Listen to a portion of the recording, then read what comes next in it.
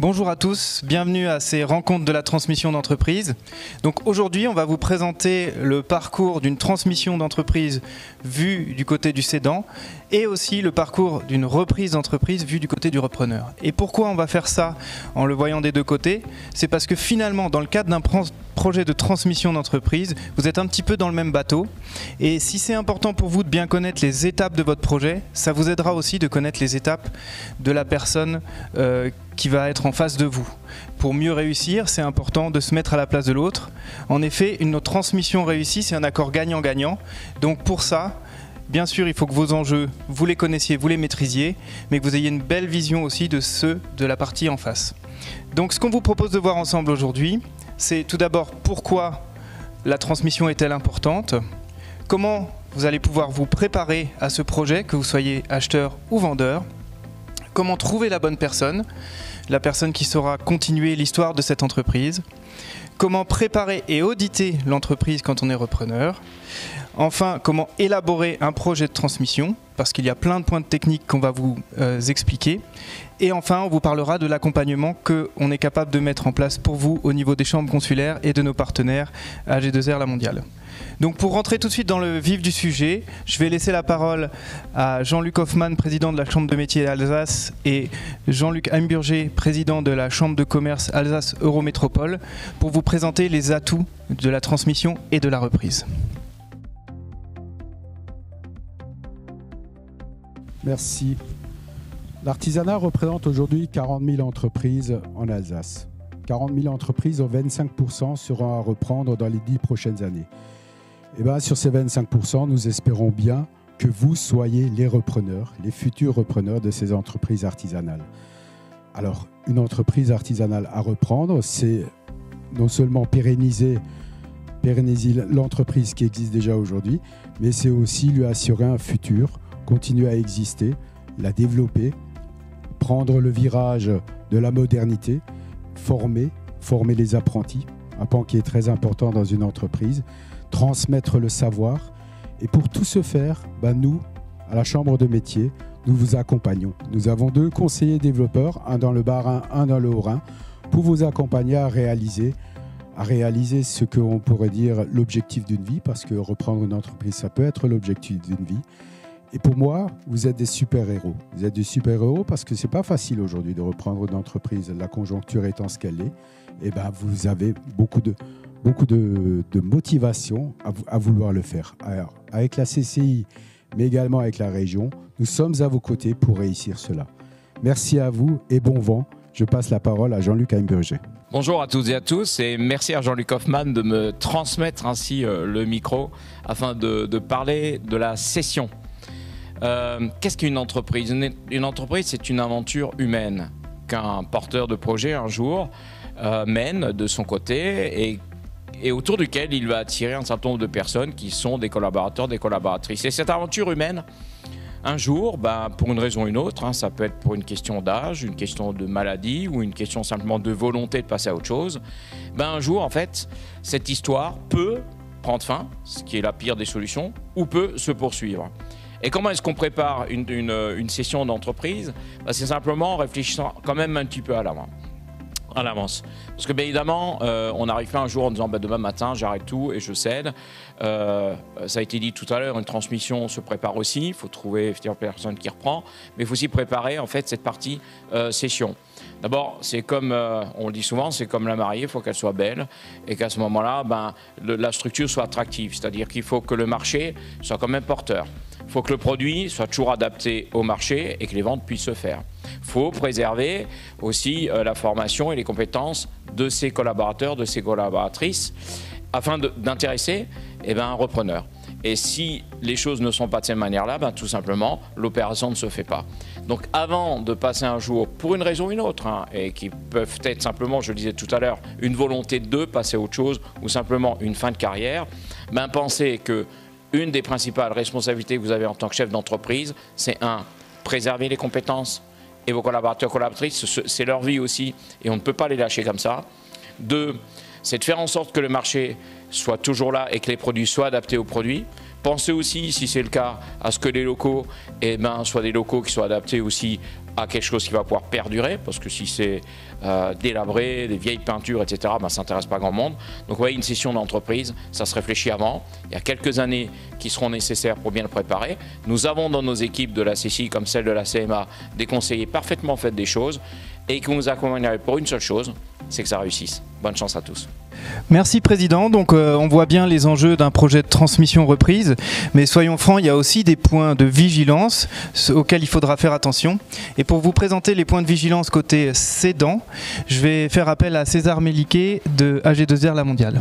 Donc concernant les problématiques ou les points de vigilance côté cédant, il faut qu'on puisse en fait pouvoir les classer en fonction des 3 piliers de son patrimoine, hein.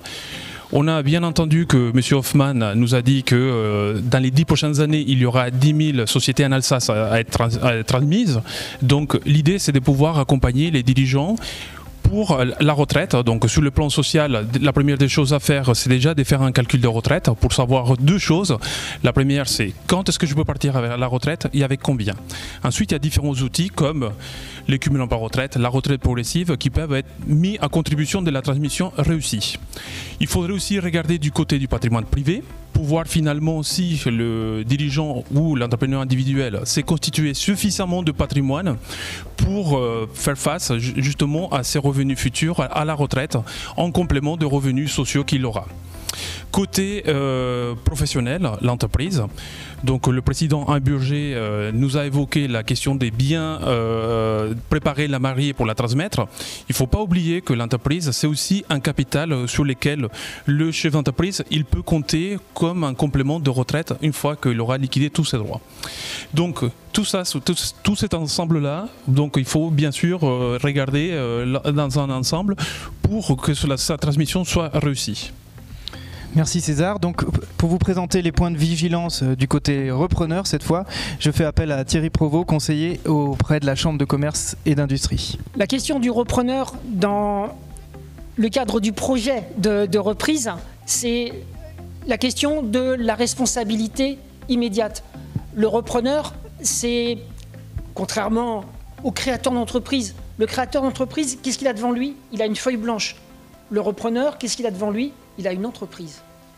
Et donc, le repreneur, le créateur, lui, avec la feuille blanche, s'il a envie de lever le stylo et puis de prendre un petit peu de temps pour réfléchir ou pour penser à autre chose, il peut le faire. Même si c'est pas recommandé, il peut le faire. Le repreneur d'entreprise, lui, il est attendu. Il est attendu par les salariés de l'entreprise. S'il y a des salariés, il est attendu par les clients. Les clients, il y en a forcément. Et puis, il est attendu aussi par les fournisseurs. Et tous ces gens-là, tout ce microcosme-là, l'attendent. Et donc, il va falloir bien tenir compte de cette pression qui va automatiquement peser sur les épaules du repreneur. Et la question aussi de la crédibilité et des compétences. La crédibilité, c'est que le repreneur discute avec un chef d'entreprise qui ne l'attendait pas forcément, qui l'attend maintenant depuis peut-être quelques mois, peut-être même quelques années, mais qui ne l'attendait pas à l'origine. Et donc, ce chef d'entreprise, lui, il a roulé sa bosse, il a une expérience, il est devenu un fin négociateur, quelquefois même un peu politique. Et donc, il va falloir bien se hisser à son niveau. Et se hisser à son niveau, c'est démontrer qu'on a cette crédibilité de devenir chef d'entreprise.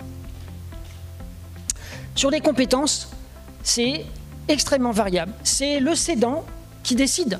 C'est lui qui dit, ou c'est elle qui dit, moi je cherche quelqu'un qui ressemble à ça, qui sait faire ça, quelqu'un qui a ces compétences.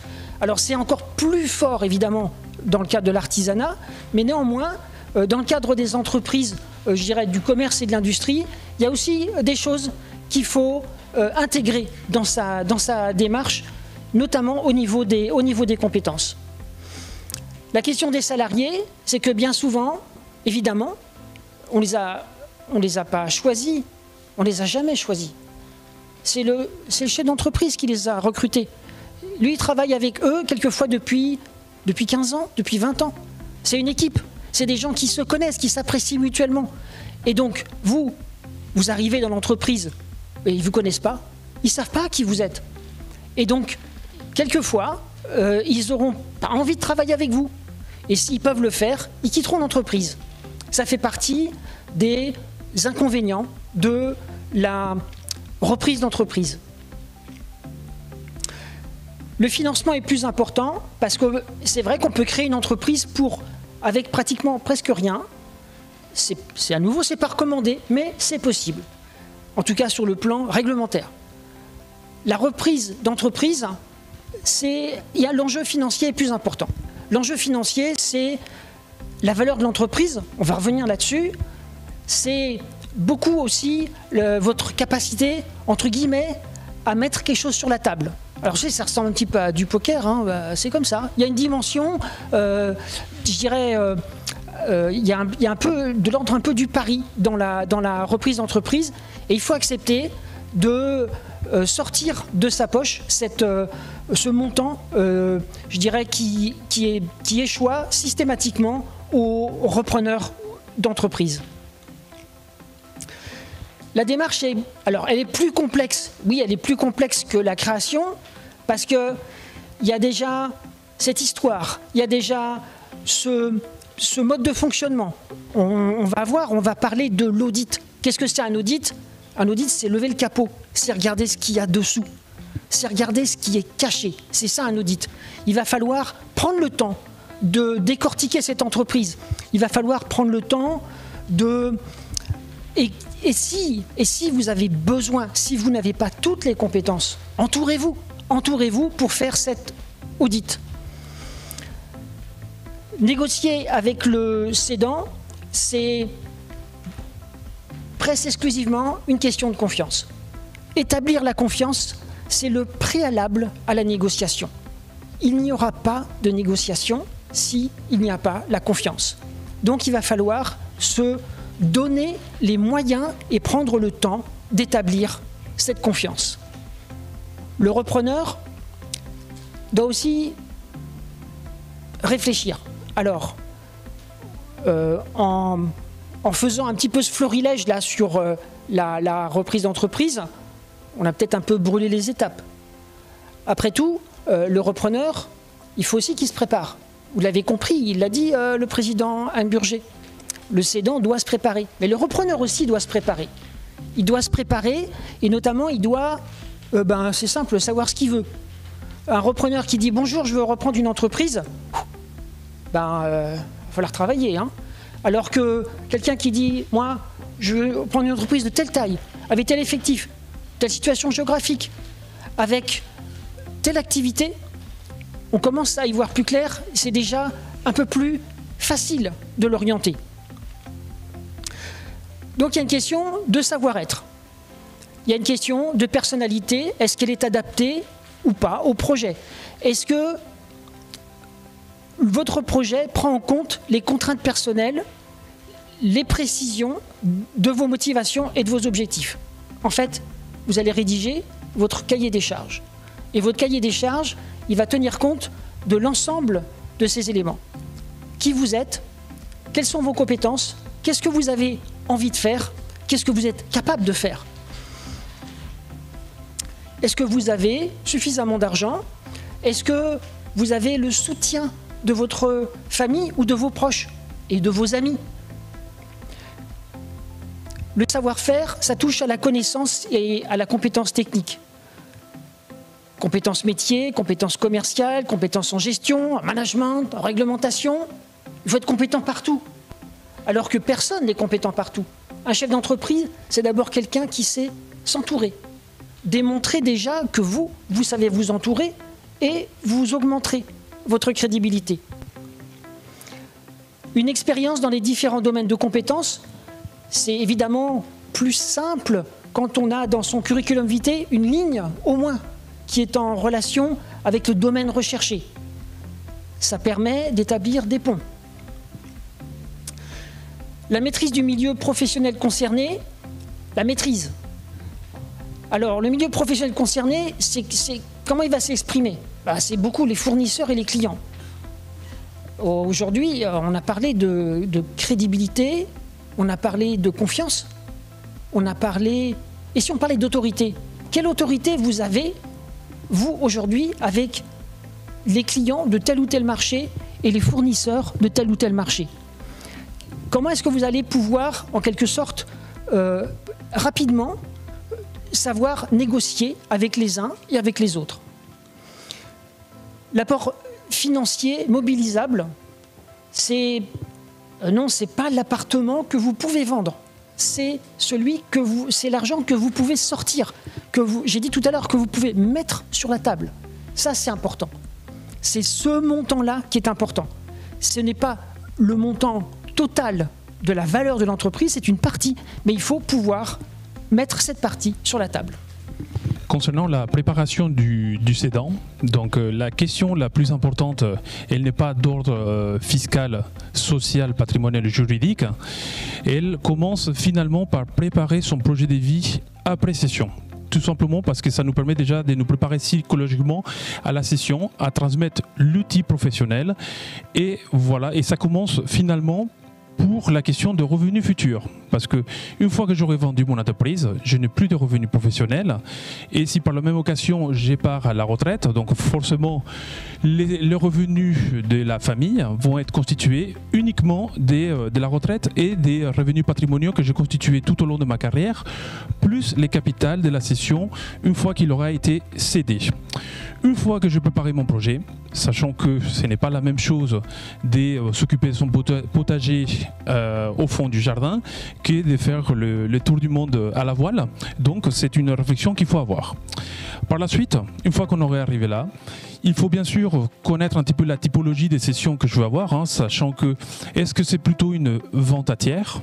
Est-ce que c'est plutôt une session familiale? Est-ce que mes enfants sont capables de reprendre l'entreprise? Est-ce qu'ils sont suffisamment les épaules larges pour le faire? Est-ce que c'est une session qui va se faire à mes associés? Ou est-ce que finalement je vais la transmettre à mon fournisseur ou à mes concurrents?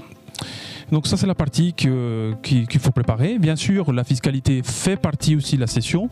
Et tout ça, ça permet finalement de préparer, d'anticiper et pourquoi pas de prévoir une architecture pour la transmission avec les temps. Donc merci César, on a vu qu'il y avait plein d'étapes à passer pour pouvoir bien préparer votre projet de transmission d'entreprise. Et pour vous faire parler un peu mieux ces messages, on a décidé de faire appel à la compagnie de théâtre Inédit Théâtre, qui vont vous résumer assez simplement ce qu'on vient de vous présenter. Vous verrez de façon assez percutante, je pense que vous comprendrez. Je leur laisse la place. Merci Nicolas. Alors oui, une petite scénette, un petit sketch. On va placer ça dans une réunion un petit peu particulière, vous allez découvrir, parce que c'est pas toujours facile de céder une entreprise et il y a un côté émotionnel qui est très fort. On va le découvrir tout de suite. Allez, c'est le début du sketch. Eh bien, bonjour à tous, bonjour à toutes. Merci beaucoup d'être venus aussi nombreux aujourd'hui. Bienvenue ce soir à cette réunion des cédants anonymes. Alors, nous avons des anciens qui suivent notre programme depuis bien longtemps. Bonjour. Bonsoir à vous. Et puis, nous avons l'heureuse chance d'accueillir des nouveaux. Bienvenue à vous. Car ici, nous sommes un groupe de travail, oui, mais nous sommes aussi une très grande famille. Oui, vous le savez, c'est pas facile de céder. Et c'est pour ça que, on est là pour céder entre nous, si je puis dire, petit jeu de mots, afin de parler et surtout de s'épauler. Alors, est-ce qu'il y a quelqu'un qui voudrait prendre la parole pour dire un petit peu qu'est-ce qui s'est passé cette semaine, par exemple? Martine, oui, Martine. Eh bien, nous t'écoutons, Martine. Je t'en prie. Bonjour, moi je crois que je suis guérie. Moi, la semaine s'est super bien passée. Oui. Je suis passée devant l'entreprise. Très bien. Ça ne m'a rien fait, rien. Magnifique. Pas de petits pincements au cœur, pas de palpitations, pas de petits papillons dans le ventre, pas de main moite, rien de rien. Facile, easy, les doigts dans le nez. Ça fait plaisir pour débuter la réunion de ce soir. Tout le monde applaudissons Martine. Bravo Martine, bravo. Merci beaucoup. Vraiment, c'est magnifique. Et je crois que le programme montre qu'il fonctionne, Martine. Mais tout à fait. Et je crois que ce sera peut-être ta dernière séance ou ton avant-dernière séance et bientôt tu pourras voler de tes propres ailes. Waouh, en tout cas, accrochez-vous les nouveaux, ça marche, vraiment ça marche. Superbe. Merci beaucoup de ton témoignage, Martine. Est-ce qu'il y a quelqu'un d'autre qui voudrait prendre la parole? Raymond peut-être? Oui, Raymond. Oui, alors bonjour à toutes et à tous. Et puis, Bonjour Raymond. Bonjour. Alors comme vous le savez, la semaine dernière, on avait défini mon programme, hein, que je devais déménager pour être un peu plus loin de mon entreprise. Non, Raymond, ce n'est pas votre entreprise, c'est votre ex-entreprise. Oui, c'est vrai, j'ai encore du mal. Mon ex-entreprise et je devais déménager. Et bon, j'avais tout organisé, hein, j'allais plus loin et tout ça, et pour mettre un peu de distance, hein, comme on avait dit. Et j'ai fait les cartons, hein, tout simplement. Puis c'est un peu bête parce que je suis tombé sur un carton d'archives. Il y avait des vieilles photos. Alors j'ai regardé les vieilles photos, quoi. Et là, je suis tombé sur une photo de l'inauguration de l'entreprise, et il y avait tout le monde, il y avait la secrétaire, on a posé le premier parpaing ensemble, et tout le monde était souriant. Ça m'a fichu un bon coup de blues, hein, de voir ça. Et alors j'ai annulé le déménagement, j'ai dit je pars pas, c'est comme ça sur un coup de tête. Hein, Oh non Raymond, non, mais quel dommage. Mais c'est pas grave, on va pas perdre espoir, hein. Raymond, vous allez garder espoir, on va pas baisser les bras, vous étiez vraiment sur la bonne voie. D'accord. Alors on va recontacter l'entreprise de déménagement et puis on va se remettre sur le chemin des cartons. C'est gentil. Hein, Raymond, Gentil. on est tous avec vous. Allez Raymond, on encourage Raymond. Raymond. Merci beaucoup. Alors, est-ce que quelqu'un d'autre voudrait témoigner de sa semaine? Oui. Comment vous vous appelez? Vous vous appelez Catherine. Mais je vous en prie, Catherine, prenez la parole. Le groupe vous écoute. Bonjour, c'est ma première fois. Je suis jamais venue. Je sais pas trop comment ça marche. Voilà, moi je viens de céder mon entreprise tout récemment et j'avoue que c'est vraiment difficile. Je suis passée devant l'entreprise il y a 2 jours et vraiment c'était difficile parce que Pourquoi c'était difficile? J'ai vu que le repreneur il a fait couper le cerisier que mon grand-père avait planté. C'était le cerisier qu'il avait planté quand je suis née. Alors vraiment, ça m'a brisé le cœur parce que vous comprenez, c'était le cerisier familial. On comprend, Catherine. On comprend. Le chemin est long, mais tu viens d'arriver ici à la réunion des cédants anonymes. En tout cas, sache que nous écoutons et nous accueillons ta tristesse. Et nous ferons 1 minute de silence pour ce cerisier de ton grand-père. Et regarde, tout le monde accueille ta tristesse et tout le monde te dit bienvenue, Catherine. Et tu vas pouvoir échanger. Ça fait du bien d'échanger, non? Oui. Ça fait du bien d'en parler. Hein. Oui. Ah tu vois, c'est très bien. Eh bien, bienvenue chez nous, Catherine. Merci. Eh bien oui, Jean-Louis, c'est à toi. Bon, moi, non, mais tout s'est super bien passé. Je suis passé devant l'entreprise, hein, en voiture et je me suis pas arrêté. J'ai klaxonné un petit coup comme ça, puis j'ai fait un petit coucou avec la main comme ça. Attendez, est-ce que vous avez ralenti? Vous avez ralenti? Oui, j'ai ralenti, mais c'est parce qu'il y avait un dodane. Hein. J'ai ralenti, c'est la sécurité routière. Bien sûr. Voilà. Évidemment. C'est quand même beaucoup mieux que la semaine dernière, non? Mais bien sûr, parce que je vous rappelle que la semaine dernière, vous êtes arrêté et vous avez créé un bouchon. Oui. Vous étiez prostré dans votre voiture devant votre entreprise, votre ancienne entreprise, votre ex-entreprise. Hein, alors on baisse pas les bras. J'ai fait des progrès alors. Mais vous avez fait d'énormes progrès. C'est super. Ne lâchez rien. Je vais rien lâcher. Lâchez rien. Merci. Bravo, on est tous avec vous. Oh, super. Bravo, soyez fiers de vous. Est-ce que quelqu'un d'autre voudrait se lancer et témoigner à son tour? Oui, Josiane. Mais bien sûr, Josiane. Levez-vous, Josiane. Ça va. Ça va bien. D'accord, Josiane. Et comment s'est passée la semaine? Vous voulez peut-être nous raconter un peu les événements? Non, mais ça va bien. Josiane, on sent dans le ton de votre voix qu'il y a quelque chose. Bon, j'ai craqué. Évidemment, j'ai craqué. Je me suis arrêté dans l'entreprise. Qu'est-ce que vous avez fait, Josiane? Je voulais juste voir mes anciennes équipes. Je voulais juste les voir. Elles me manquaient. Je voulais voir juste mes anciennes équipes. C'est pas compliqué, non? Voir les anciennes équipes. Oui, ce sont vos anciennes équipes. Vous le dites vous-même. Ce ne sont plus vos équipes, hein, Josiane. Oui, c'est plus mes équipes. Les anciennes équipes. Enfin, je veux dire, Et qu'est-ce qui s'est passé? Je suis rentré dans l'entreprise. Et alors, qu'est-ce que vous avez fait? Je voulais juste voir s'ils avaient des petits travaux, s'ils avaient enlevé les tableaux, s'ils avaient repeint. Je voulais juste voir les petits changements qu'ils avaient fait. Et je suis tombé sur lui, le repreneur. Oui, je suis tombé sur lui. Alors je me suis dit, non, mais juste, tu vas lui donner 2-3 petits conseils. Qu'est-ce que vous avez fait, Josiane? Je lui ai donné 2-3 petits conseils. Je me suis permis de donner 2-3 petits conseils parce qu'il sait pas tout. Moi, je sais tout. Lui, il sait pas tout. Alors je lui ai donné 2-3 petits conseils. Qu'est-ce qui s'est passé? Il s'est vexé, il a mal pris, il s'est énervé. Le ton est monté. Le ton est sacrément monté. Le ton est monté et il a osé. Il a osé me foutre dehors. Il m'a mis en dehors de mon entreprise. Vous vous rendez compte? Il m'a mis en dehors, moi. Mon entreprise, c'était chez moi, c'est chez moi. Lui, il me fout dehors à coups de pied au cul de mon entreprise. Laissez-moi le travail. Respirez. Inspirez, expirez. Ça n'est plus chez vous. Encore une fois, on inspire et on expire. Répétez après moi le mantra. Vous savez, le mantra, on le répète tous ensemble. Quand c'est vendu, c'est vendu. Répétez. Quand c'est vendu, c'est vendu. Voilà, quand c'est vendu, ça ne m'appartient plus. Allez-y. Quand c'est vendu, ça ne m'appartient plus. Oui, je sens encore de la colère dans votre voix, Josiane. On le refait encore une fois. On essaie de respirer, on se calme. Quand c'est vendu, c'est vendu. Quand c'est vendu, c'est vendu. Quand c'est vendu, ça ne m'appartient plus. Quand c'est vendu, ça ne m'appartient plus. Putain, mais ça fait mal au cul. Oh, Josiane. Pardon.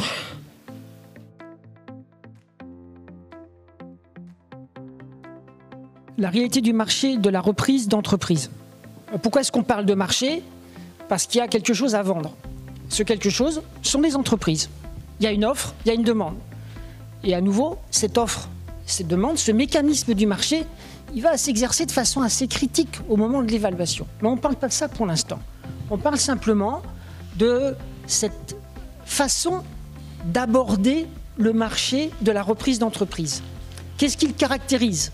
Ce qui le caractérise, c'est d'abord qu'il est assez volumineux, ce marché. Combien il y a d'entreprises à céder? Peut-être 20 000 en Alsace sur les 2 départements. Elles sont à céder parce que le dirigeant a plus de 55 ans. Mais le dirigeant qui veut partir à la retraite, ça concerne à peu près 55% des entreprises. Ça veut dire qu'il y a 45% des entreprises dont le cédant veut vendre son entreprise, mais il n'a pas du tout l'intention de prendre sa retraite. C'est quelqu'un souvent qui est assez jeune, mais qui peut avoir des problèmes de santé, qui est assez jeune, mais qui a envie de changer de métier, qui a envie de changer de quotidien. Et puis ça peut être quelqu'un qui a envie, et ça on en voit quelques exemples assez proches de nous, de dégager des fonds. Je vends une entreprise pour en acheter une autre. Ça c'est quelque chose qui est tout à fait important dans l'approche de ce marché. C'est un marché qui est gris, gris clair ou gris foncé, comme on veut, mais en tout cas, c'est un marché qui est marqué par le silence, par la volonté de confidentialité. Pourquoi? Parce que un cédant, quand il a une équipe, sa hantise, c'est que ses salariés apprennent par la bouche de quelqu'un d'autre qu'il a un projet de cession. Et c'est pour cette raison qu'il va garder le plus possible la confidentialité de son projet et qu'il en parlera seulement à certaines personnes. Là, on va arriver à cette question de la façon ou les façons possibles de chercher une entreprise. On fait une addition, 30 plus 31. Dans 61% des cas, le repreneur est en relation avec une personne qui va la conduire vers l'entreprise. Peut-être même qu'il connaît déjà l'entreprise. Et en fait, c'est quoi? C'est que ce préalable à la confiance est déjà établi avec une personne de sa connaissance, professionnelle ou privée, peu importe. Dans 61% des cas, le repreneur découvre une entreprise par le biais de quelqu'un qu'il connaît déjà.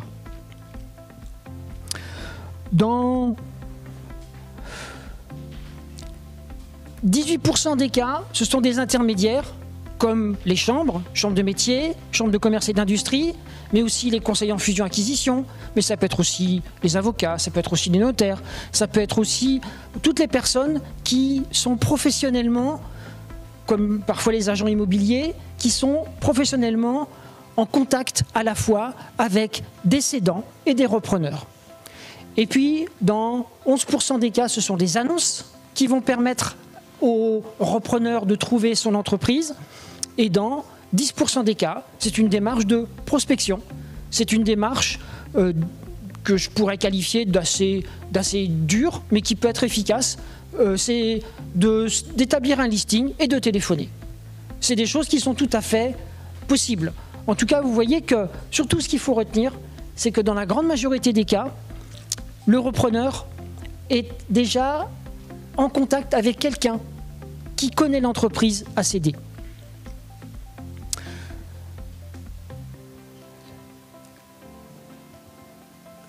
Le repreneur doit se poser des questions sur cette cible, notamment quel est son métier, quelles sont les compétences, quelles sont l'expérience du repreneur, quel est son réseau, sa mobilité géographique et son apport financier. L'idée, c'est que l'affaire du métier, c'est quelque chose, c'est l'affaire du métier ou des compétences. C'est quelque chose qui peut être important parce que, comme on l'a déjà dit, l'entreprise, elle est déjà en marche, elle est déjà en route. C'est un train qui roule. Et donc, il va falloir en quelque sorte être efficace dès le début. Et la compétence, elle va permettre d'y voir clair. Elle va permettre d'établir sa crédibilité par rapport à l'ensemble des acteurs de ce marché et qui entourent l'entreprise. L'expérience et le réseau, l'expérience et le savoir-faire, beaucoup en matière évidemment de négociation, et le réseau, c'est votre réseau, c'est votre capacité à vous entourer. La mobilité géographique, c'est une question de contrainte. Il y a des repreneurs qui sont assez libres de s'installer à peu près où ils veulent. Il y en a d'autres qui ont déjà des charges de famille ou qui ont des contraintes diverses qui font qu'ils vont chercher en fait une entreprise dans un périmètre géographique relativement limité. Peu importe. Tout ce qu'on sait, c'est que plus les exigences sont importantes en matière de chiffre d'affaires, d'effectifs, en matière de performance sur le marché, et plus il va falloir élargir la zone géographique de recherche.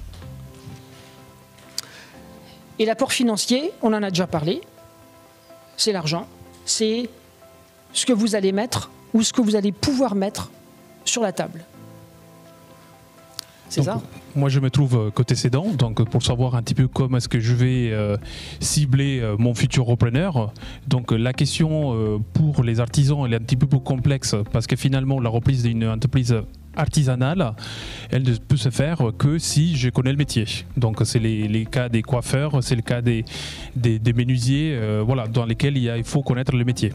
Après, pour les restes, si c'est une entreprise qui peut être reprise par quelqu'un d'autre, c'est beaucoup plus simple. Et l'idée vient plus vite, plus facilement, si jamais je suis en train de chercher un tiers. Donc la question est plus simple à trouver. Par contre, si le tiers ne vient pas, il va falloir, comme disait Thierry tout à l'heure, il va falloir trouver les gens dans mon entourage. Et dans mon entourage, ça peut être mon associé, ça peut être mes enfants, mais dans ces cas-là, à nouveau, dans la transmission familiale, il faut être sûr et certain que les enfants connaissent le métier et qu'ils ont suffisamment les épaules larges pour continuer l'entreprise et que je suis prêt également à leur transmettre les pouvoirs de l'entreprise. On a aussi la possibilité de transmettre à nos salariés, voilà, en termes de reprise. La Chambre de commerce et d'industrie, les chambres de commerce et d'industrie du Grand Est proposent un site qui s'appelle Opportunet. Opportunet, c'est un site internet qui permet de publier de façon en général anonyme leur intention de céder leur entreprise. Et donc, il y a une description de l'entreprise, une description de son activité, une description de sa valeur aussi, de ses capacités en chiffre d'affaires, en effectifs, etc. Et donc, l'idée, c'est qu'on retombe sur une des façons d'accéder au marché de la reprise, une des façons spécifiques du marché de la reprise, c'est les annonces, et notamment par le biais du site opportunet.net. Donc merci Thierry. Pour la chambre de métier, on utilise un autre site qui est donc spécifique aux entreprises artisanales. C'est entreprendreartisanat.fr, c'est un site national. Donc pour ceux d'entre vous qui sont du Grand Est, vous trouverez les annonces de la région aussi là-dessus, mais celles de plus loin s'il faut. Donc vous l'aurez compris, le marché de la transmission d'entreprise, c'est surtout des petites structures. Donc plus on monte en taille, moins il y en a. Donc si vous cherchez une entreprise très structurée, ce sera sans doute plus compliqué. Donc en tant que repreneur, votre responsabilité, c'est d'essayer de définir la cible de façon la plus précise possible. Je dis toujours, vous définissez l'entreprise de vos rêves. On sait qu'on ne la trouvera pas, on part de là et ensuite on élargit les critères. Ce sera beaucoup plus pertinent si on sait ce qu'on cherche de pouvoir trouver comme ça. Et en tant que cédant, pour avoir la chance de pouvoir trouver un repreneur, parce qu'on a aussi beaucoup d'entreprises qui malheureusement ferment à défaut d'en trouver un, il va falloir bien préparer votre entreprise, on l'a vu, et on va en reparler encore un petit peu dans le détail, mais il faudra aussi commencer à faire savoir à un moment donné que vous voulez vendre. Donc ça se prépare, comme le disait Thierry tout à l'heure, pour pas que les salariés prennent peur de ce projet-là. Mais à un moment donné, il faudra prévoir de mettre la confidentialité un petit peu de côté. Et je crois que nos amis d'Inédit Théâtre ont préparé une petite intervention pour nous expliquer ce que ça pourrait donner. Tout à fait, merci Nicolas. Alors un petit moment important qui est celui effectivement de l'annonce, on en a parlé.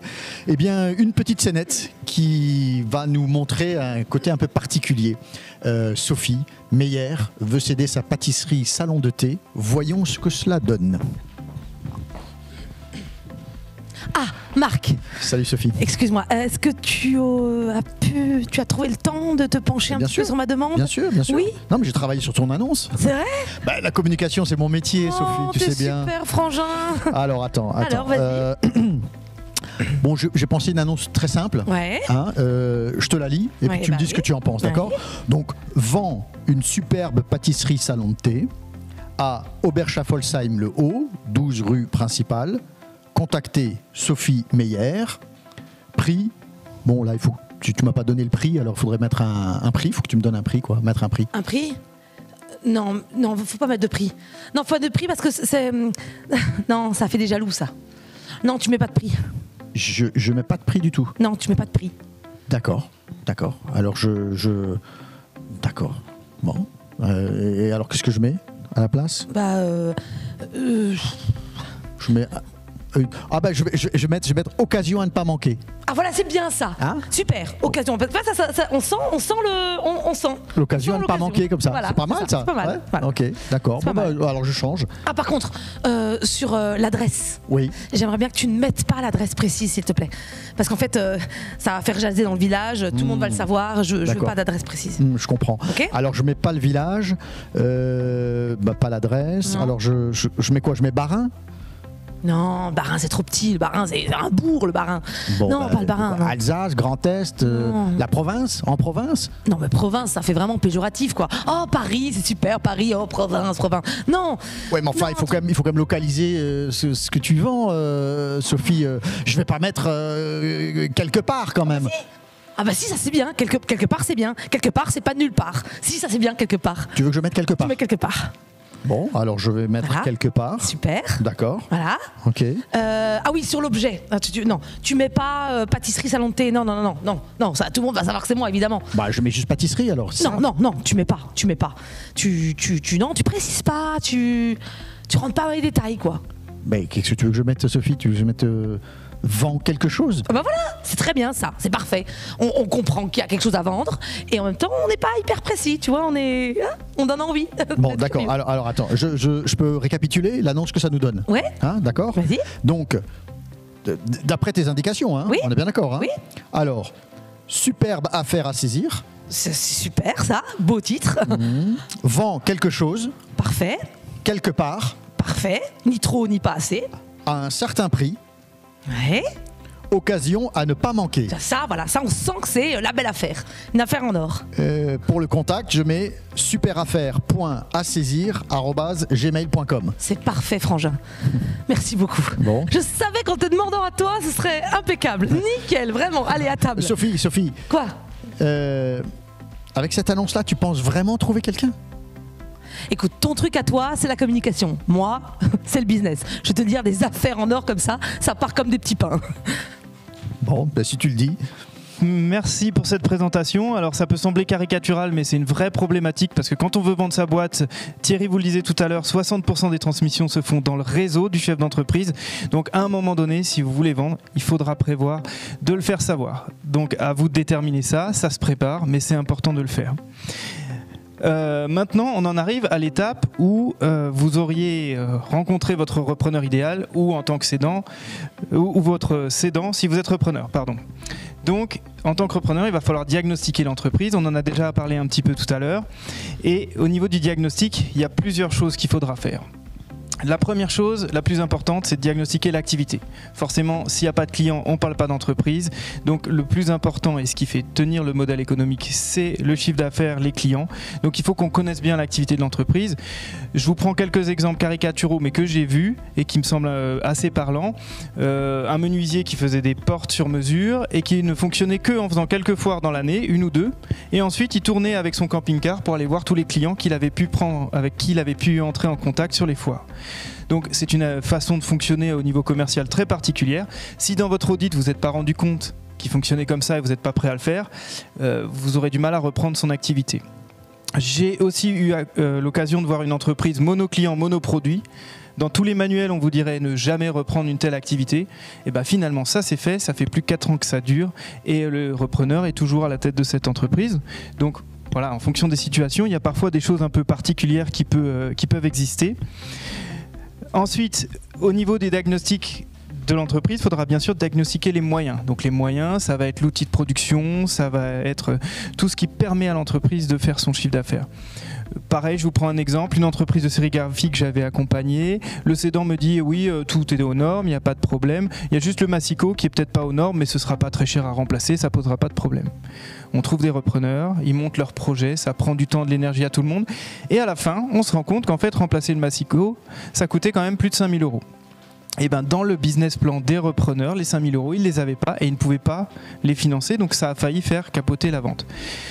Tout ça pour vous dire que en tant que repreneur, vous avez une chance sur deux d'avoir un contrôle, qui sont beaucoup plus fréquents dans le cadre d'une reprise que quand on est au fil de l'eau avec l'activité de l'entreprise. Donc il faudra vraiment s'assurer que l'entreprise est aux normes, que tout fonctionne bien et que vous pourrez travailler avec cet outil sur les 5-10 prochaines années à venir. Parce que forcément, si vous rachetez une entreprise de 100 000 € et qu'il faut tout réinvestir, c'est pas la même chose que si l'outil est pertinent. Diagnostic juridique, ça va être très important aussi. En général, on parle surtout des contrats de travail, parce qu'en tant que repreneur, vous avez l'obligation de reprendre les contrats de travail aux mêmes conditions. On parle aussi souvent du bail, parce que c'est un enjeu très important. Si l'emplacement de l'entreprise est essentiel, il faudra s'assurer que vous puissiez y rester dans de bonnes conditions. On peut avoir d'autres contrats, certains contrats d'agents dans les métiers de l'automobile. C'est pas parce que vous reprenez l'entreprise que vous êtes sûr de récupérer le panneau Renault, Peugeot ou autre. Donc il faudra s'assurer que ces contrats-là soient transmissibles. J'avais l'exemple d'un traiteur qui avait des agréments des services vétérinaires pour servir des cantines scolaires. Et quand bien même ce repreneur était dans l'entreprise depuis plus de 10 ans, à partir du moment où il a repris, il y a eu quelques mois après un contrôle des services vétérinaires et il s'avère que l'agrément en question était faux. Pour pouvoir continuer son activité, il fallait qu'il investisse plus de 150 000 €, ce qu'il ne pouvait absolument pas faire. Donc il a perdu la moitié de son activité, il a fait un procès au cédant, mais on ne sait pas encore aujourd'hui si finalement c'était une négligence des services de l'État ou une négligence du cédant. Toujours est-il qu'il y a eu un vrai problème dans ce projet de transmission, donc ça montre à quel point l'audit juridique de l'entreprise est important. Le diagnostic humain, on en a déjà beaucoup parlé depuis le début de cette conférence. Vous reprenez les personnes en place, donc il faudra pouvoir les connaître, voir les personnes avec qui vous allez pouvoir bien travailler. Et c'est pas toujours celle qu'on pense. J'ai eu l'occasion de voir des entreprises où la secrétaire administrative à mi-temps était en fait le pilier de la structure, parce que ça fait 20 ans qu'elle est là et qu'elle connaît très bien toute la clientèle, etc. Donc c'est vraiment quelqu'un sur qui il faut s'appuyer. Donc ça, c'est uniquement en faisant les diagnostics, en échangeant avec le cédant que vous pourrez le savoir. La problématique du diagnostic humain, c'est que souvent, les cédants, ils vont être assez réticents sur cette partie-là, c'est bien normal. Ils n'ont pas envie de présenter un potentiel nouveau repreneur à leurs salariés toutes les semaines. Donc le diagnostic humain sera difficile à faire et on le fera sans doute qu'à la fin, à partir du moment où on est déjà bien engagé avec un cédant et qu'il y a une bonne confiance qui a été établie, voire peut-être surtout déjà un compromis signé. Enfin, on arrive au dernier diagnostic, le diagnostic financier. Donc là, c'est simplement de récupérer les 3 derniers bilans et comptes détaillés de l'entreprise. On va pouvoir mettre en perspective tout ce que vous a dit le cédant, parce que les chiffres parlent aussi un peu et nous permettent d'analyser le fonctionnement de l'entreprise. Et ça va vous aider aussi à travailler votre business plan pour pouvoir avancer sur ce projet de reprise. Donc du côté cédant, tout ce qu'on vient de voir là est important parce que c'est des choses qu'il faudra préparer parce qu'à un moment donné, le repreneur va vous demander tous ces éléments. Je laisse la parole à Thierry pour vous parler des différentes possibilités de rachat d'entreprise et des moyens qui existent.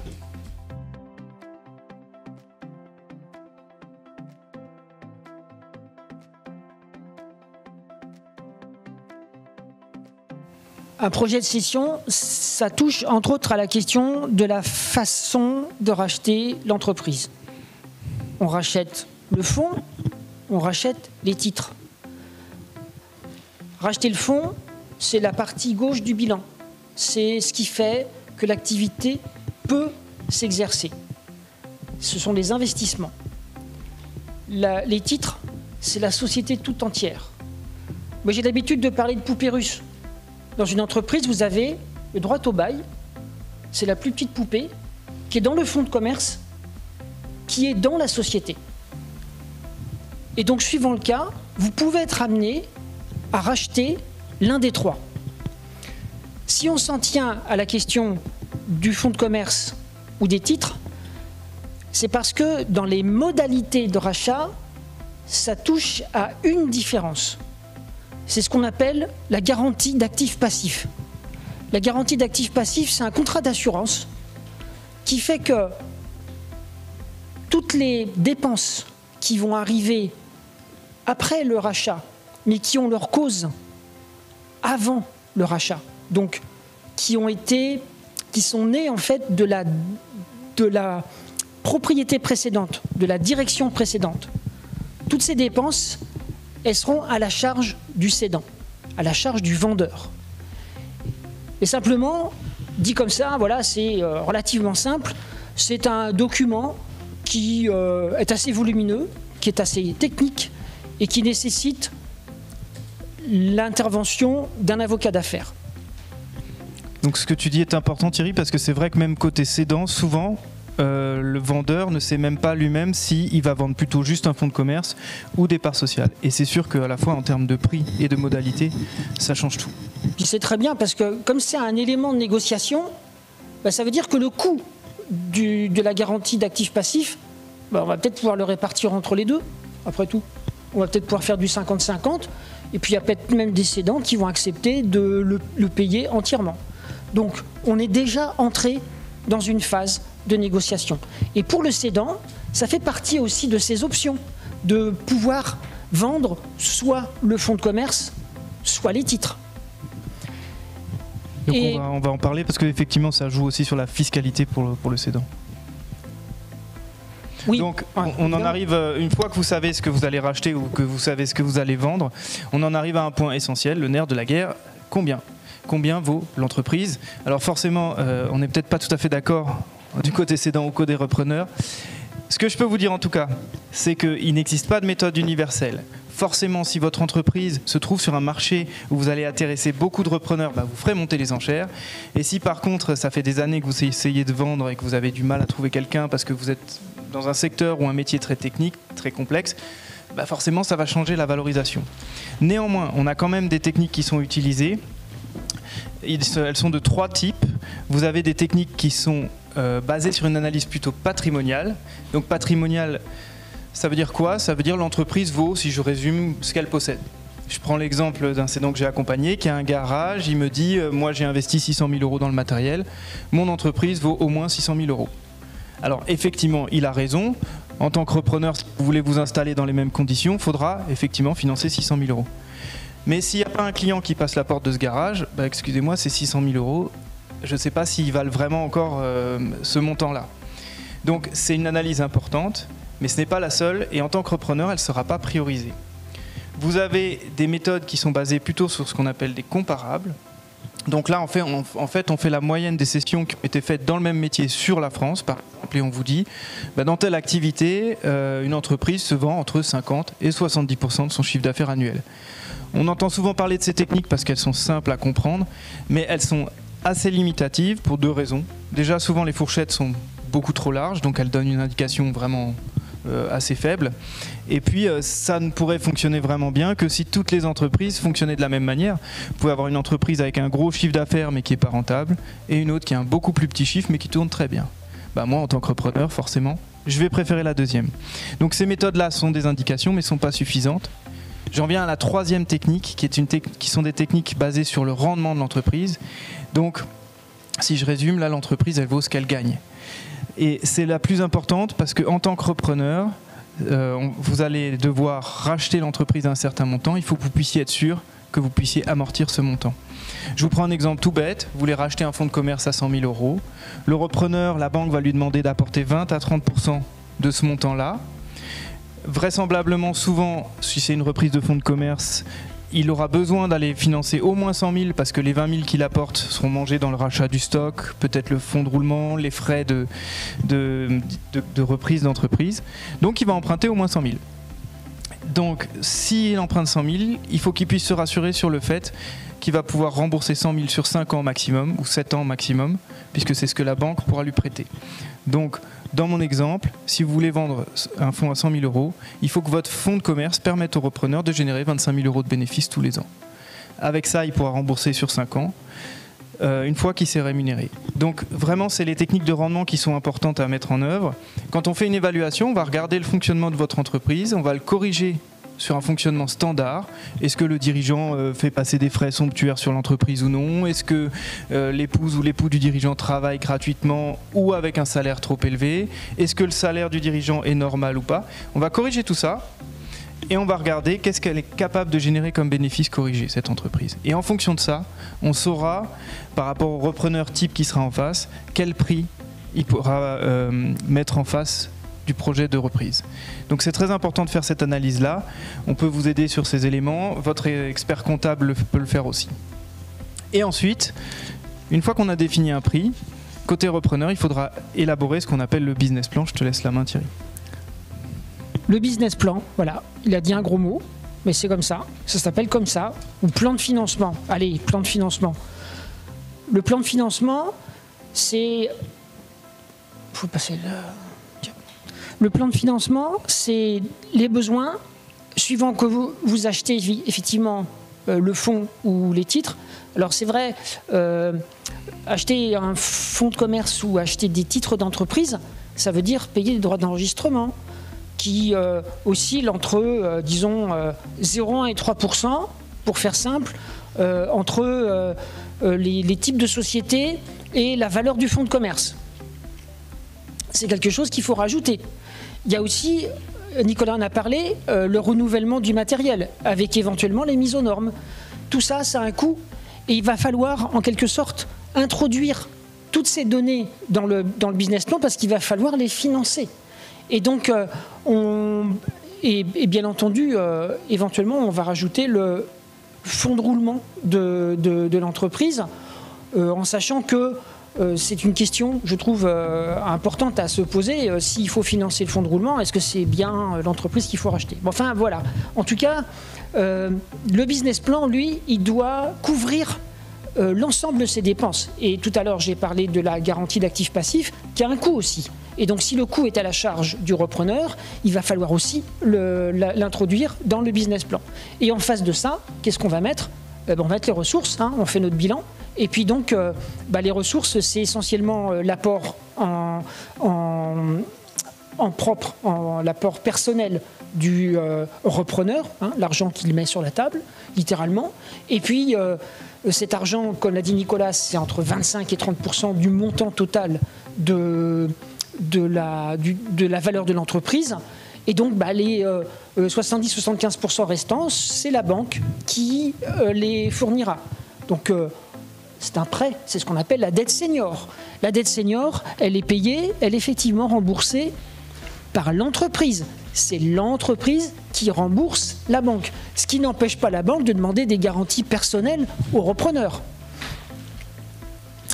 Ce qui est important, c'est de bien dimensionner l'effort financier nécessaire et de mettre en face l'ensemble des moyens financiers qui vont permettre de le couvrir. Le compte de résultat prévisionnel, c'est une partie du business plan. C'est des chiffres d'affaires, les chiffres d'affaires successifs. Alors, avant d'en arriver là, il va peut-être falloir créer une histoire. L'histoire de l'entreprise, la suite de l'histoire. Reprendre une entreprise, c'est rédiger la suite de l'histoire. Et la suite de l'histoire, qui connaît mieux la suite de l'histoire que le cédant? Parce qu'avant de rédiger un business plan, il faut pouvoir poser la question au cédant. Et vous, madame, monsieur, si vous étiez encore 15 ans dans cette entreprise, qu'est-ce que vous feriez? Et là, vous allez en entendre des choses. Vous allez entendre des choses. Vous allez capter des idées. Et ces idées, vous allez les mettre dans votre business plan. Et c'est ça qui va permettre de générer du chiffre d'affaires, qui va nécessiter des achats, qui va générer, même si c'est quelque chose qu'il faut éviter à tout prix, des frais généraux. Et puis, bien entendu, les frais de personnel, les cotisations sociales, les amortissements, qui est souvent une variable d'ajustement. Et puis, avec tout ça, on va arriver à un résultat. Alors, le résultat, on a mis bénéfice ou perte. Il vaut mieux mettre des bénéfices parce que vous allez demander de l'argent à la banque et c'est l'entreprise qui va rembourser. L'entreprise, elle va rembourser en fonction de sa capacité de trésorerie. Elle va rembourser sur la trésorerie qui n'est pas nécessaire au fonctionnement de l'entreprise. La capacité d'autofinancement. Et donc ça, c'est quelque chose qu'il va falloir bien préciser dans le business plan, avec bien entendu, tout à fait à la fin, sur 3 ans, encaissement, décaissement, TVA. Donc effectivement, l'avantage quand on reprend, c'est que, on l'a vu en introduction, vous avez les éléments existants de l'entreprise. Donc on va se baser sur les bilans et comptes de résultats de l'entreprise telle qu'elle existait avant, et vous allez les ajuster avec votre fonctionnement à vous en tant que repreneur. Et il faudra qu'on puisse s'assurer que ça vous permet de couvrir à la fois votre rémunération à vous et le remboursement de l'emprunt qui aura été fait pour la reprise. Mais on parlait tout à l'heure de prix, c'est vrai que c'est un enjeu essentiel dans le cadre d'une négociation et c'est souvent le point le plus important qu'on est amené à accompagner. Je crois que nos amis d'Inédit Théâtre ont une petite intervention à nous faire sur cet élément-là. Merci Nicolas encore une fois. Oui, le prix, un élément quand même très très important, d'autant plus que chaque cédant a l'impression d'avoir la pépite que tout le monde recherche et la chose la plus précieuse et la plus sublime. Très difficile de relativiser ce regard tant il est dans l'affectif, subjectif et dans l'affectif, tout à fait. Donc on a imaginé une situation qui va nous illustrer ce propos et c'est simple, mais suivez-nous.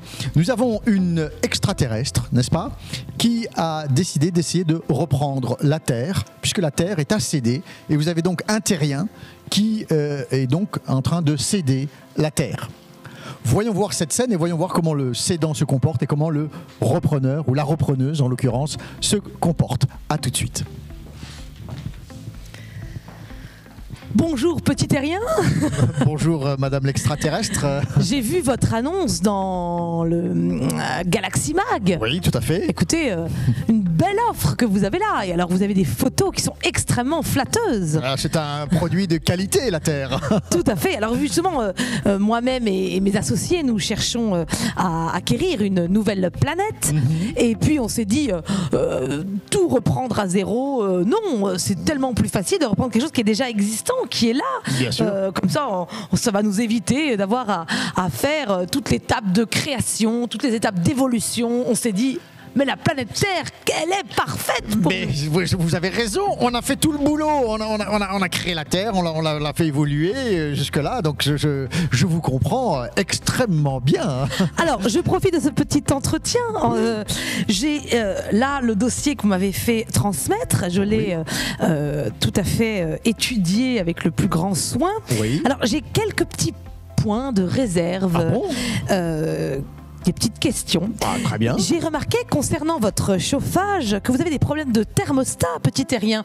Vous avez quand même des problèmes de dérèglement climatique. Alors je me dis combien va me coûter la facture de chauffage? Oh non, mais ça c'est rien, madame l'extraterrestre. Enfin, vous voyez, on parle de quoi? On parle de 0,5 degrés, 1 degré, 1 degré 5, voire 3 degrés. Enfin, voyez, tout le monde se pèle les miches à travailler. Alors franchement, 3 degrés en plus, les gens vont être contents de travailler avec 3 degrés de plus. C'est vraiment pas grand-chose. En plus, on n'en est même pas sûr que ce soit vraiment le cas. Donc non, rassurez-vous. Et puis tout est tout à fait naturel. C'est un chauffage naturel, donc vous n'aurez rien à payer, pas d'augmentation sur la facture. Très bien, écoutez, j'entends. Merci à vous.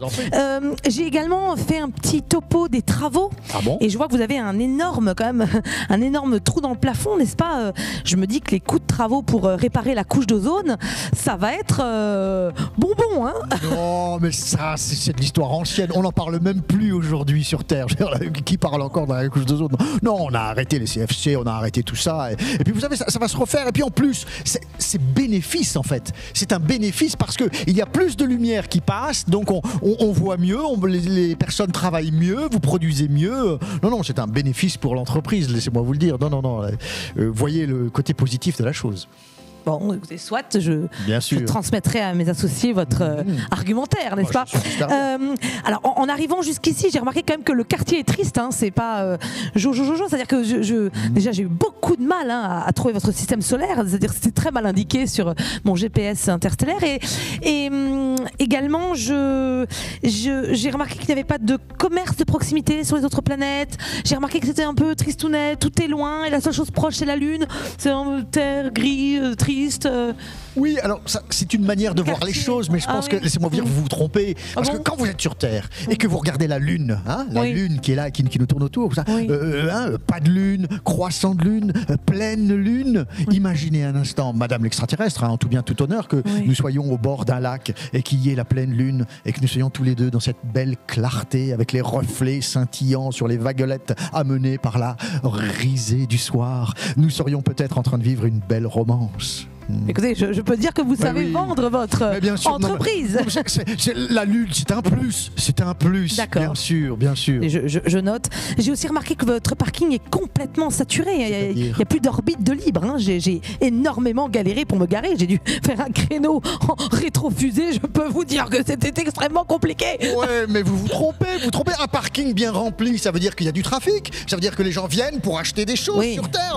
Que les gens sont là. Qu'il y a de l'activité, etc. Vous préféreriez avoir une entreprise qui soit dans le désert total avec rien. Non, la difficulté de se garer montre qu'il y a du monde, et s'il y a du monde, c'est qu'il y a business. Ah non, c'est tout à fait positif. Laissez-moi vous le dire. Ah oui, aussi un autre point important, les déchets. J'ai remarqué que vous avez un gros problème sur le tri de vos déchets. J'ai fait analyser vos mers et vos océans qui sont particulièrement sales, et je me disais quand même, on a également remarqué avec mes associés que vous avez vos ressources naturelles sont presque épuisées. Vous avez, alors on se dit dis donc que ça va nous coûter extrêmement cher de passer, de se convertir en énergie renouvelable. Ça m'inquiète un peu. Vous exagérez tout, je crois. Non, il faut voir la véritable qualité de la terre. On est dans le recyclage. Vous savez, il y a beaucoup d'endroits sur Terre où on recycle. Alors on ne sait plus où mettre les déchets. On les stocke sur la mer. Voilà, on les fait flotter. Vous voyez, comme ça après on va les récupérer et puis on les recycle. Les ressources, enfin, vous savez, c'est très largement surestimé ce manque de ressources. On est tranquille pour plusieurs générations. Soyez tranquilles. Les stocks de pétrole, il y en a encore dans le sous-sol, avec le gaz de schiste et tout ça. Non, l'uranium, le charbon, le pétrole, vous êtes tranquille pour un bon moment. Et puis vous savez que les énergies renouvelables, on est à 5% dans notre, en France par exemple, dans notre département France, 5% d'énergie renouvelable, c'est pas rien quand même. Ça grimpe. Oui. Non, le déchet, c'est un tout petit problème, puis ça ne se voit pas. Concernant également vos salariés, on a analysé votre masse salariale et on a remarqué qu'il y a quand même une mauvaise ambiance, beaucoup de mésententes entre vos services. Il y a quand même sacrément des guerres dans votre entreprise planétaire. Non, mais tout de suite le grand mot guerre. Oui, bon, nous on dit guerre, mais non, il faudrait appeler ça une fantaisie, voyez-vous. C'est-à-dire que, en fait, les salariés, vous savez que quand vous travaillez tout le temps, vous accumulez accumuler de la tension. Et si vous ne libérez pas la tension, eh bien, ça fait une tension latente et le travail est encore pire après. Vous voyez, prenez le département des États-Unis, par exemple. Le département des États-Unis, régulièrement, ils font une petite fantaisie, n'est-ce pas? Comme ça, là, paf, dans un autre pays, ils y vont à fond, là, tac, tac, tac, tac, tac, tac, tac, tac, et après, hop, ils sont beaucoup mieux pour travailler. Non, vous exagérez. Je crois que vous ne vous rendez pas compte de la réalité de terrain que nous vivons parce que nous connaissons ce que nous cédons. Oui, nous avons également remarqué que vous avez quand même une innovation très faible, que vous avez certains secteurs qui sont extrêmement high-tech et vous avez d'autres secteurs assez vétustes. Alors on s'est dit quand même en termes, enfin nous on va devoir évidemment avoir un coût d'investissement et ça va nous coûter bonbon quand même sur un coût de RD quand même. Vous n'avez pas de téléportation, vous n'avez pas de machine à voyager dans le temps. Oui, mais là vous voyez comment dirais-je, vous voyez l'état actuel. Il faut voir l'image globale, voyez-vous, parce que moi j'étais là depuis le début et voilà, je sais ce que je vous cède. Or il y a plusieurs dizaines de milliers d'années, on a inventé le feu par exemple. Oui, d'ailleurs on se souvient, on avait vu un article dans le Galaxy Mag, on était épatés. Hein. Oui, on a inventé le feu, puis après, pendant des dizaines de milliers d'années, plus rien. Non, plus rien. Plus rien, vous voyez, c'était plat. Mais après, Madame l'extraterrestre, on a inventé des choses. Et on est dans une courbe exponentielle pendant des siècles et des siècles. L'imprimerie, les voitures, le moteur à propulsion, jusqu'à aujourd'hui, nous inventons des plats en silicone pour faire du popcorn dans des fours à micro-ondes. C'est extraordinaire quand même. Non mais vous vous rendez compte, le téléphone portable, la cryogénisation, enfin le moteur à hydrogène. Je crois que, vous voyez, nous en sommes peut-être pas assez haut à votre goût, mais nous sommes dans une pente qui... Et à mon avis, la machine à voyager dans le temps et autres choses dont vous parlez, ça sera sur Terre d'ici 5 ans, 10 ans peut-être, tout au plus. Soit, écoutez, je prends note voilà. à nouveau de... Ah oui, parlons de ce qui nous réunit aujourd'hui, ah oui. Le nerf de la guerre. Oui. Quel est votre prix ? Bon, je vous remercie d'aborder franchement le sujet et je crois que, vous voyez tout ce que nous avons dit, je crois que c'est un bon prix, celui qui est dans l'annonce. Il est non négociable, c'est un prix qui est raisonnable et je pourrais même l'augmenter très légèrement vu les avantages que nous avons évoqués à l'instant. Mais bon, je m'en tiendrai au prix annoncé, donc c'est un bon prix. Petit terrien. Mais enfin, je croyais que la planète n'avait pas de prix. Non mais attendez, enfin pas de prix, non mais elle a pas de prix, mais je peux vous faire une ristourne, enfin je peux réduire un peu le prix, enfin non ne partez pas, enfin pourtant c'est quand même un bon prix quoi. Merci beaucoup, on revient toujours avec les sourires après la troupe de théâtre, merci. Donc vous venez d'évoquer la question du prix, donc Nicolas et Thierry nous ont évoqué la question de l'évaluation de l'entreprise. Finalement le prix c'est la résultante de la négociation entre le cédant et le repreneur. Une fois qu'on aurait évalué ce fameux prix, on va pouvoir savoir finalement quelle est la fiscalité qui va être applicable du côté du cédant et du côté du repreneur. Il faut savoir qu'en cas de cession, il y a de la plus-value, il y a des impôts à payer, que ce soit des plus-values en long terme ou des plus-values à court terme. Ou en cas de donation, il y a ce qu'on appelle des frais des notaires, ou plus connus sous le nom des droits de mutation à titre gratuit, à payer pour le côté du repreneur, sachant que les donateurs, il peut éventuellement les prendre à sa charge. Pour rentrer maintenant sur les vifs du sujet concernant la fiscalité de cession, que ce soit une entreprise individuelle, un fonds de commerce ou une société à l'IS, la plus-value, même si elle est affichée à la même valeur, elle ne fonctionne pas de la même manière parce que nous avons deux familles distinctes des fiscalités. L'une concerne les entreprises individuelles et les fonds de commerce, dans lesquels l'impôt, il s'est aligné en 2018 suite à la loi de finances, s'est aligné à la flat tax.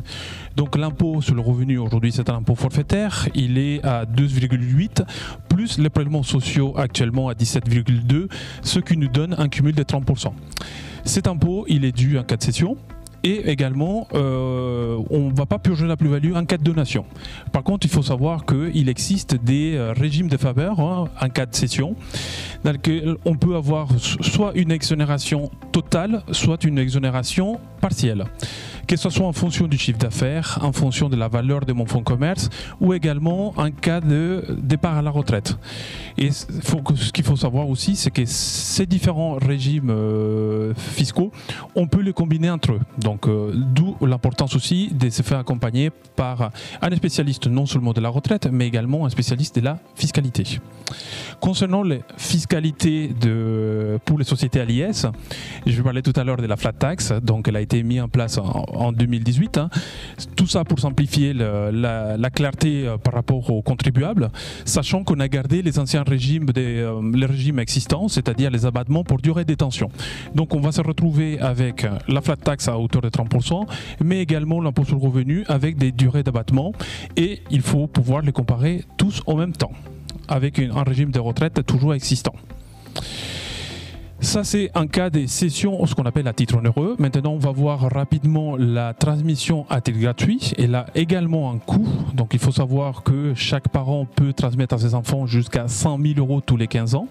Mais généralement, on a affaire à des entreprises qui dépassent cette valeur de 100 000 €.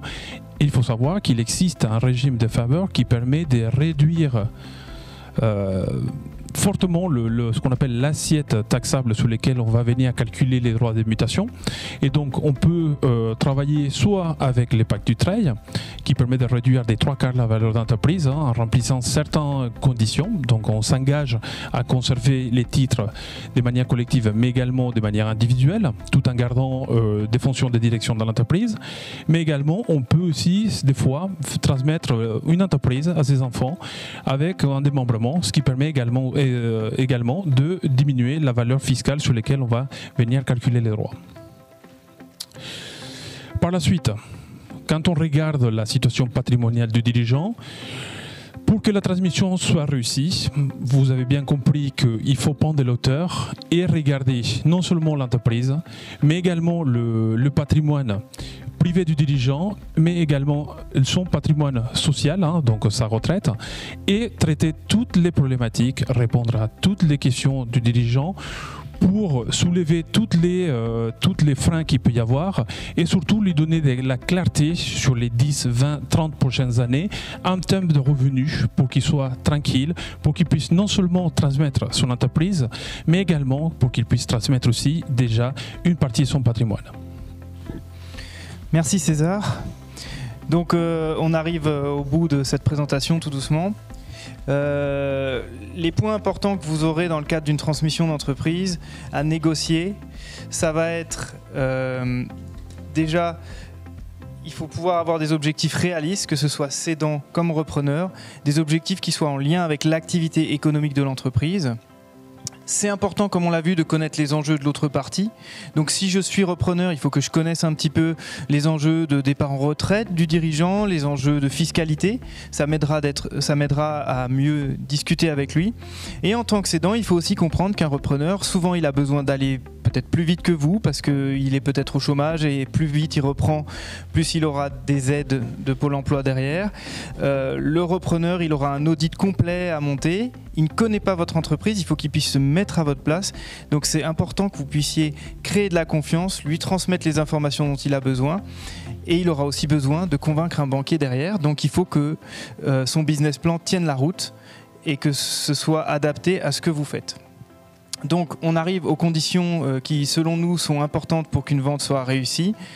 Il faut bien entendu un cédant qui veut réellement vendre, une entreprise qui a été bien préparée. Il faut que le prix soit en lien avec l'activité économique. Le repreneur en face, il faudra qu'il s'assure qu'il ait bien les compétences pour supplanter le dirigeant, qu'il ait un apport financier en proportion du prix de vente. Donc on a vu que la proportion elle était de 20 à 30% et c'est très important parce que forcément c'est pas l'argent ne tombe pas du ciel. Donc si vous n'avez pas cet apport-là, même si le projet est top, l'entreprise vous convient parfaitement et que vous entendez bien avec un cédant, ce sera très difficile d'arriver à faire financer le projet. Donc ça, c'est un élément un peu incontournable. Ensuite, ce que nous on constate dans l'accompagnement qu'on peut faire, c'est que plus il y a de la transparence et de la confiance entre les parties, mieux ce sera. Parce que en tant que cédant, vous n'avez pas envie de laisser votre entreprise à n'importe qui et de croiser ensuite des anciens clients qui vous engueulent sur le trottoir parce que vous avez transmis à n'importe qui. Et en tant que repreneur, c'est ce saut dans le vide là qu'il faudra faire et vous lancer dans un projet de vie sur les 5-10 prochaines années, un petit peu à l'aveugle parce que vous n'étiez pas à la place de l'ancien dirigeant. Donc c'est surtout cette confiance qu'on va mettre en place qui va permettre de réussir un projet de transmission. Donc par rapport à tout ça, ça va être très important de savoir se faire accompagner aussi. Il y a des choses que vous devrez faire vous-même forcément parce que c'est vous qui serez aux commandes demain et personne ne vous remplacera en tant que futur chef d'entreprise si vous êtes repreneur. Mais il y a des choses sur lesquelles on pourra vous aider également. Donc au niveau des chambres consulaires, on va pouvoir conseiller les cédants et vous accompagner sur le projet. Alors l'idée c'est d'abord de faire un point sur votre projet personnel.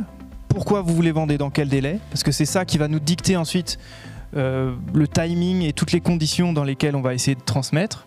Ensuite on va auditer l'entreprise pour savoir est-ce qu'elle est cessible, est-ce qu'il y a des choses qu'on doit faire ou pas pour la rendre plus attractive. Et puis après on va lancer les démarches pour rechercher un repreneur à l'externe. Si vous êtes repreneur, on va pouvoir vous accompagner aussi dans la recherche d'entreprise et ensuite dans le montage du projet de reprise.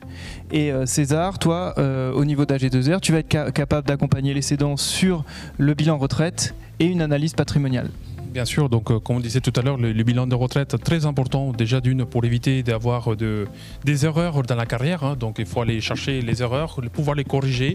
Et il faut savoir qu'aujourd'hui, les délais en fait, des traitements, c'est ce qui complique un petit peu les choses par rapport à la liquidation de retraite. Donc il faut bien les préparer en amont. Voilà, donc on arrive à la fin de cette présentation. L'accompagnement que nous sommes capables de proposer au niveau des chambres consulaires est financé par la région Grand Est dans le cadre du pacte transmission reprise. Et c'est important pour nous parce que ça nous permet de vous accompagner gratuitement et d'organiser aussi des manifestations collectives ou des vidéos comme on le fait en ce moment. Et de manière interprofessionnelle avec vos conseils habituels, que ce soit votre expert comptable, votre notaire ou votre avocat. Effectivement, nous, on n'est pas là pour remplacer les conseillers habituels des entreprises. On vient là pour apporter notre expertise en plus, un point de vue global et complémentaire. Donc, n'hésitez pas à faire appel à nos services. Vous allez voir les différents coordonnées des conseillers qui sont présents en Alsace auprès de la Chambre de commerce, de la Chambre de métier et d'AG2R La Mondiale et qui pourront vous accompagner dans les projets ou bien de cession ou bien de reprise. Donc je voulais remercier tous les intervenants pour cette présentation. Je voulais vous remercier aussi d'avoir pris le temps de regarder cette conférence. J'espère que ça vous aura plu. Vous l'avez compris, c'est important de se faire accompagner. Donc n'hésitez pas à venir nous rencontrer. Vous pouvez aussi tout simplement contacter les chambres de commerce et d'industrie, les chambres de métier ou AG2R La Mondiale pour avoir nos contacts et qu'on puisse vous accompagner au mieux dans tous ces projets.